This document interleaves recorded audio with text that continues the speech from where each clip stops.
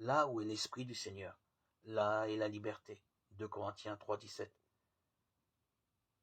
La question centrale que Paul affronte est celle de la liberté. Pour lui, elle est une disposition intérieure qui permet d'aimer son prochain. Se faire tout à tous requiert une liberté par laquelle il est possible d'écouter en vérité, c'est-à-dire de laisser son intelligence et son cœur épouser les détours de la pensée de celui qui nous parle, d'explorer son univers dans la mesure où il nous y introduit. La liberté est une force qui nous met au service du prochain. Il ne sert à rien d'être libéré, d'avoir un comportement libéré, mais par amour il convient d'être libérant, de servir la liberté de nos frères, que le Christ a rendu libre par le don de l'Esprit. La liberté, selon Paul, est une force qui permet de transformer chaque situation en une bonne occasion pour vivre l'amour de Dieu. Tant de fois nous décrétons que les circonstances ne sont pas favorables pour vivre les commandements de l'amour.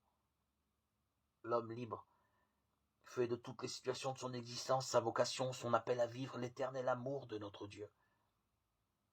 L'amour de ce jour nous libère pour mieux aimer demain. Aussi, la liberté est-elle une force par laquelle notre vie devient une histoire d'alliance, notre itinéraire, notre pèlerinage.